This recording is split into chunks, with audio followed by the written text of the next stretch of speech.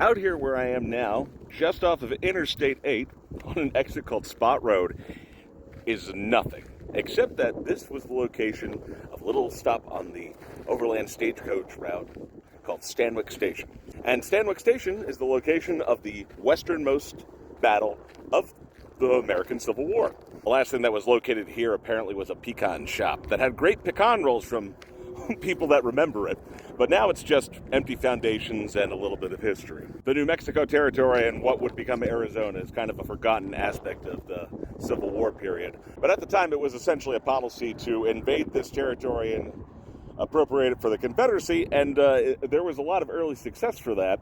The Confederacy controlled Tucson for the early part, but eventually a very enthusiastic bunch called the California Column was tasked with heading in and driving out Confederate forces from the area.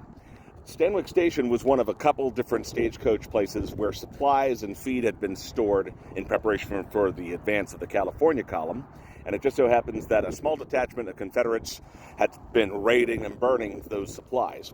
When they got to Stanwix Station on March 29th, 1862, it just so happened that the advanced part of the California Column, about 272 men, found them in the midst of their tasks. This is not what you might call a major engagement, but there were shots that were exchanged, and a single wounded casualty on the Union side, a guy by the name of William Semel Raja. Confederate detachment did manage to get out of there and would eventually get to Tucson, which would result in the more well-known westernmost engagement, the one that actually has like KIAs and real casualties, which is where we're going to be going next.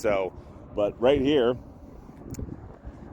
it's as far west as shots were fired in the American Civil War and would ultimately end up with the Battle of Pichaco Pass, or the Battle of Pichaco Peak.